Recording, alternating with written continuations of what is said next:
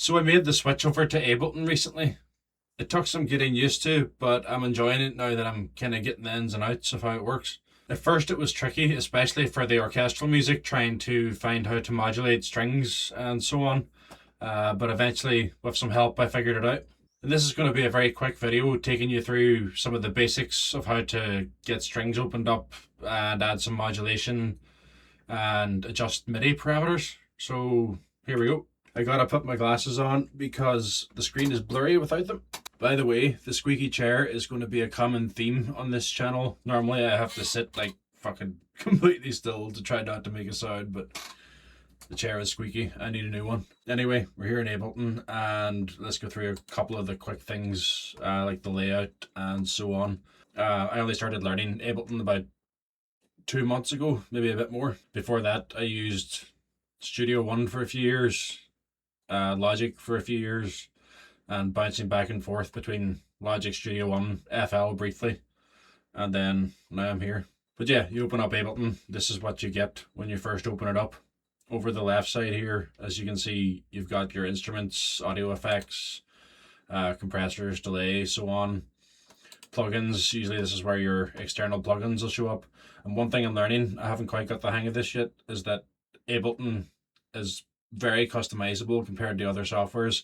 It seems like you can move things and label them and rearrange to suit your workflow. But I just use mostly the default for now. It's what I'm used to so far.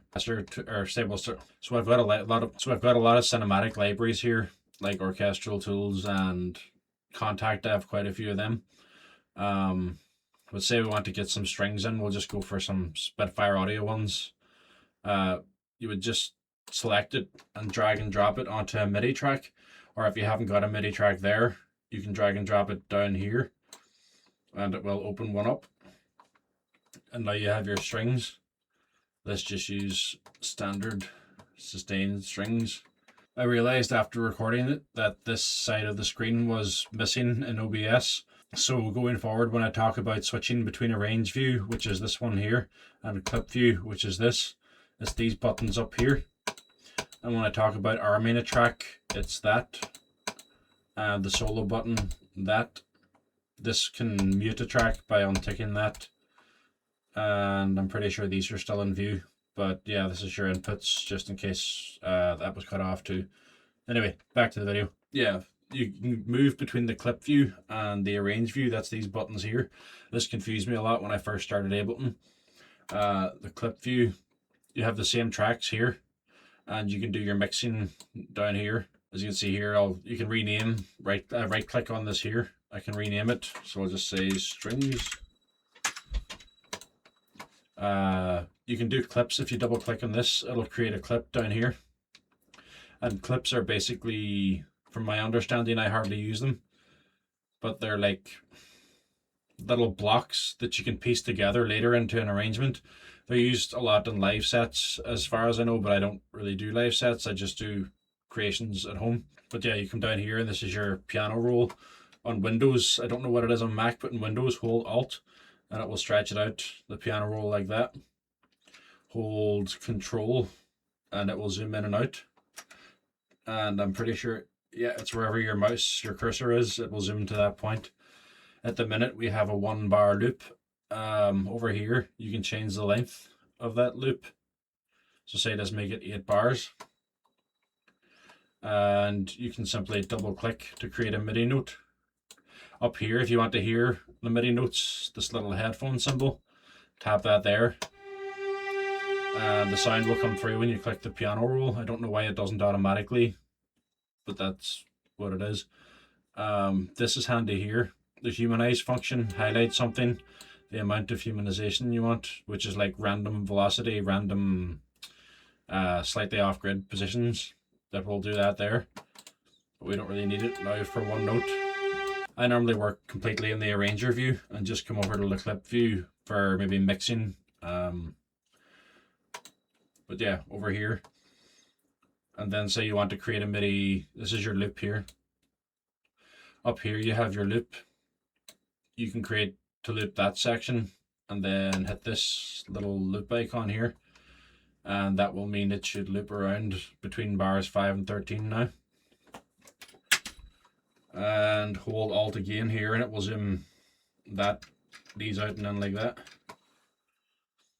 So if I want to create a double click there, and then I can drag this out, and automatically that's 1 bar clips kind of things is created within it. So whatever I put in here, it'll only give me 1 bar to work with and just loop it for 8. So I have to come down here again and change this to 8 or whatever length of section you want to do. So I'm going to just add some very simple notes in here. We'll go for like what BPM or 120. Let's go for something kind of slow so we can hear the modulation a bit more. E, D, C.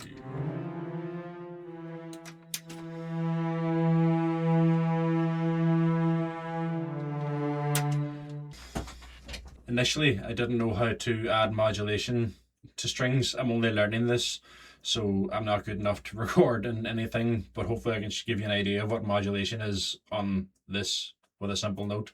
Better hold the bow properly. So the lower your modulation number, it's like playing softer.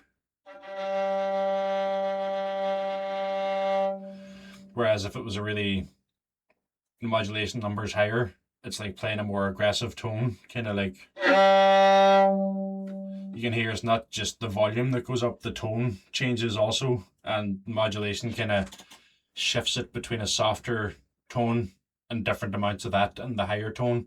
And most string libraries have them pre-recorded in as part of the samples, so that when you adjust CC1, which is the modulation in most softwares, it will change the tone to make it sound more natural, if that makes sense.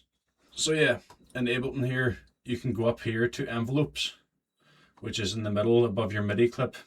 And then come down here, and this could be set to anything here, but you want to set it to MIDI control. Come in here. Pitch bend, it seems the default to, but you can go to CC1 for modulation. First, when I was doing this, I was drawing kind of double clicking, and it was like very jagged modulation. But then I learned a simple trick, a very simple trick. Press B and it will change your cursor to a pencil, and you can simply draw in the modulation and whatever way you like, and that's that. If you don't like to play it in by the modulation wheel, you can do it this way, and that should get that sorted. Press B to move back and forth between the pencil and cursor, and then you can come up and go to expression and do the same thing. Press B and you can draw it in, and there you go. And now B to move back to the cursor. The subtle differences there, but say I make that more extreme in the modulation, for example, hit B. If I go from here up to there and back down, up and down, you should be able to hear the difference modulation makes now.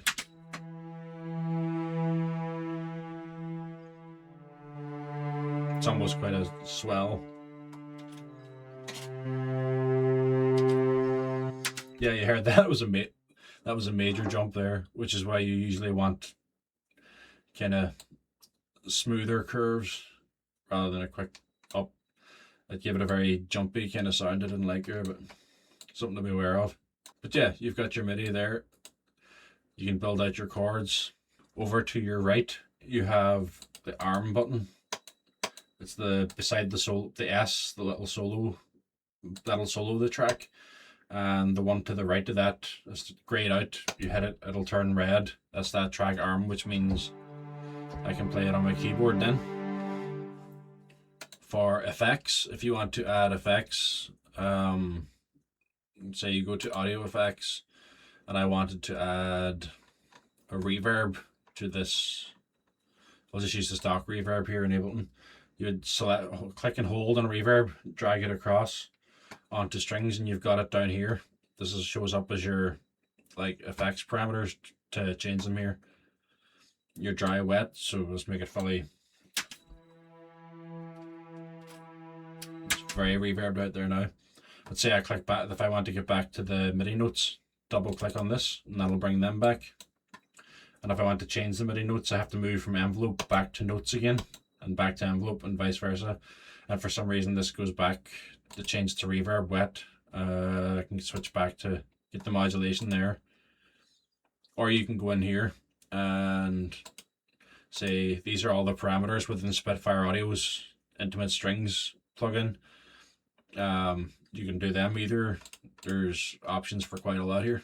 But yeah, if I want to change these notes and add some more, let's say just some simple fifths, which is drag it up, and we're in the key, let's say we could either do C major, A minor, E minor, G major. Anyway, let's say we've got E, we're starting on E, so we'll say we're in E minor. We'll go up to F, which is the second.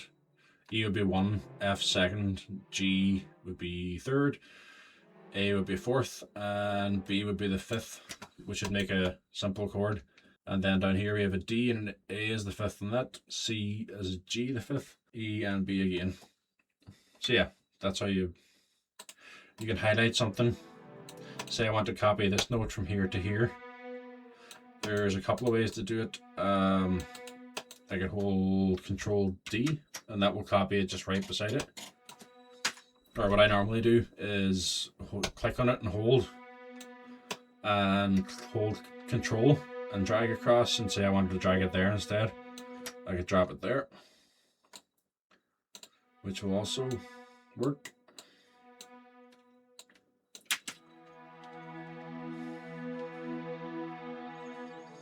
There is way too much reverb on that. Kind of nice though.